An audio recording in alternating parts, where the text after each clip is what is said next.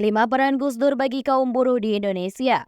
Gus Dur meninggalkan banyak kenangan yang tak terlupakan untuk berbagai elemen masyarakat terpinggirkan, termasuk buruh, baik buruh yang berada di dalam negeri maupun yang bekerja di luar negeri sebagai buruh migran. Dikenal sebagai sosok yang pro terhadap buruh, Gus Dur memperoleh pengakuan dalam hal ini. Berikut ini adalah beberapa peran Gus Dur bagi buruh di Indonesia. 1. Mendirikan Serikat Buruh.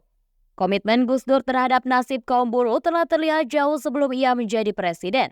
Salah satu bukti yang paling nyata adalah dukungannya sebagai salah satu pendiri Serikat Buruh Sejahtera Indonesia bersama Muchtar Fahpahan. Tentunya terdapat resiko saat memberikan dukungan mendirikan Serikat Buruh independen di luar Serikat Buruh resmi di era Orde Baru.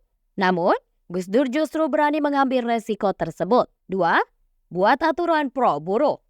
Tak lama setelah dilantik, Gus Dur mengundang aktivis serikat buruh dan organisasi advokasi buruh untuk memberikan masukan guna memperbaiki kebijakan perburuhan. Dalam pertemuan tersebut, Gus Dur menerima masukan mengenai kelemahan dalam perundang-undangan bidang perburuhan serta situasi yang memprihatinkan bagi buruh migran Indonesia. Salah satu kasus yang dibawa ke perhatian Gus Dur adalah ancaman hukuman mati terhadap Siti Jainab, seorang buruh migran perempuan asal Bangkalan yang bekerja di Arab Saudi. Hasil nyata dari pertemuan ini adalah diterbitkannya Peraturan Menteri Tenaga Kerja Nomor 150 Tahun 2000 tentang penyelesaian pemutusan hubungan kerja dan penetapan upah pesangon, uang penghargaan, dan ganti rugi oleh perusahaan.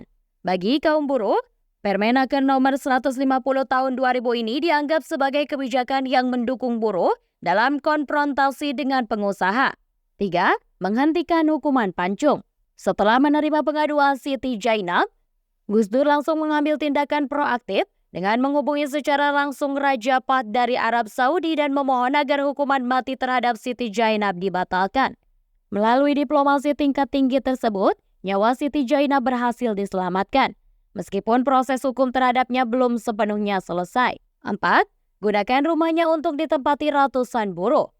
Pada tahun 2005, saat terjadi pengusiran paksa buruh migran Indonesia yang tidak memiliki dokumen dari Malaysia, Gus Dur dengan sukarela menyediakan tempat tinggal di Ciganjur untuk ratusan buruh migran tersebut. Setelah tidak dilayani oleh pemerintah Indonesia karena status mereka sebagai buruh migran tanpa dokumen, Gus Dur pun mengkritik perlakuan diskriminatif terhadap buruh migran Indonesia tersebut dan menganggap bahwa pemerintah tidak menghargai pengorbanan yang mereka berikan. Gus Dur juga melakukan upaya lobi secara personal kepada Perdana Menteri Malaysia pada Agustus 2005 dengan biaya pribadinya sendiri dalam penanganan kasus buruh tersebut. 5.